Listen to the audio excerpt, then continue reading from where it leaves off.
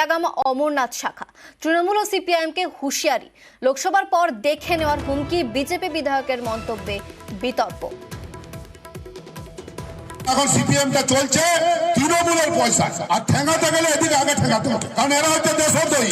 24-এর বিধানসভার লোকসভার পরে আপনারা কে কোথায় থাকেন সেটাই হবে আমাদের চিন্তা। আমরা বলে দেবো যে নিজের মুরগিকে নিজের মতন সাইজ করে আপনারা খেতে শুরু করবেন, কাউকে রেয়াত করবেন না।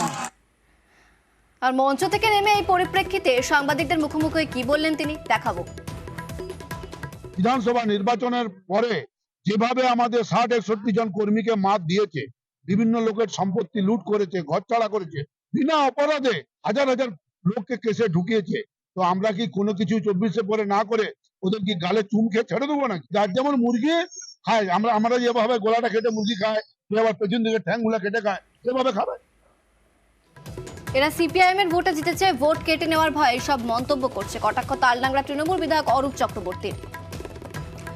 পাল্টা বিধায়ককে সাবধানে থাকা নিদান সিপিআইএম নেতা অভয় মুখোপাধ্যায়।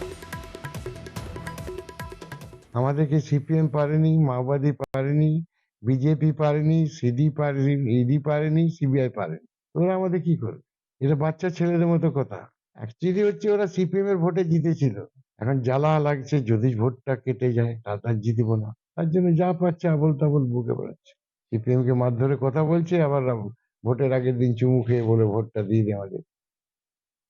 এসব অসভ্যতা আমরা কখনো শিখিও নি, কিন্তু আজকে বিজেপি গোটা দেশে যেভাবে সংবিধানকে ধ্বংস করছে, মানুষের রুটির সংগ্রাম এগুলোকে পাশে সরিয়ে ধর্মের নামে ভাগাভাগি করে মানুষকে ভুলিয়ে রাখতে চাইছে। ফলে উনি সব যা বিধান দিচ্ছেন, মানুষ পরে তাদেরকেই এই বিধান দেয় কিনা, এইটা আমি ওনাকে বলবো যে আপনারাই বরঞ্চ সাবধানে থাকুন।